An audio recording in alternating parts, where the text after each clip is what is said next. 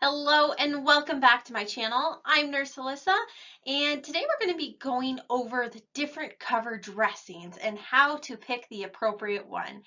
But first, if you could hit that like and subscribe button, it would be greatly appreciated as it truly does help my channel. So let's get started. Okay, so our absorbent cover dressings. So I have put them here in the least absorbent to the highest absorbent. And right about here is our moderate amount of exudate, okay?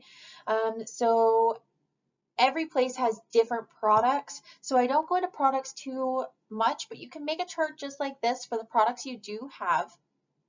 Because you can see your films, your hydrocolloids, your acrylics, your gauze, your foam dressings, your high absorbent pad, and your super absorbent pad. Okay, so if you want, you can just fill it in with your own products that you have with whatever company you work for. Okay, so how do we pick the best absorbent cover dressing for the wound we have? So it's pretty simple because we have our least absorbent to our highest absorbent. Now, if we have a skin tear that really doesn't have any drainage, just a topical wound, no drainage, we can go with our tegaderms or our hydrocolloids. If we have a little bit of drainage, we can go with our acrylics. So like the Tegaderm Absorbent, it has a little bit of gel that does wick away moisture. We have our gauze, our foam pads, our soft holds, and then we get into our more absorbent pads and then our superior absorbent pads that do most of the time have like a diaper-like technology that absorbs everything and it creates a gel in the actual dressing itself, but it just keeps wicking away that moisture. And I mean, they can get quite thick. It's crazy how much they can absorb. I've thrown one into like a sink full of water before just to see how much it could absorb, and it's crazy how much they do. So say we pick a dressing. How do we know if it's the right one? What do we do?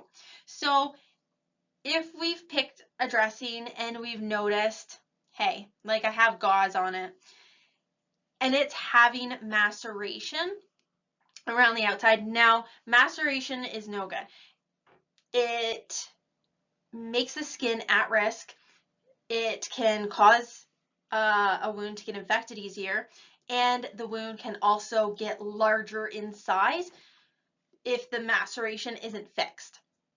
So if we have maceration, the skin's white, we know we have to go up in the scale. So we'd go into a more absorbent pad, okay? If we're using gauze and the wound is right drying out, starting to like scab over, we also don't want scabs, okay?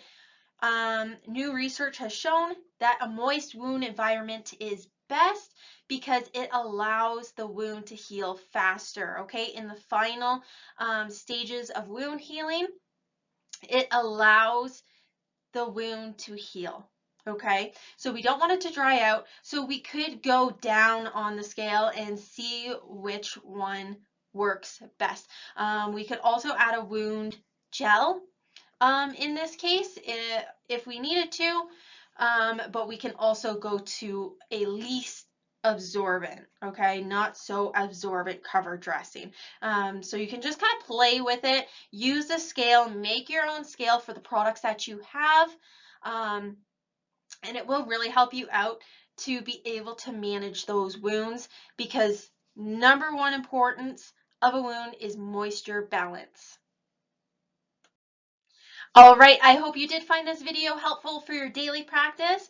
And if you haven't done so already, please hit that subscribe button, and I will catch you all in my next video. See you guys.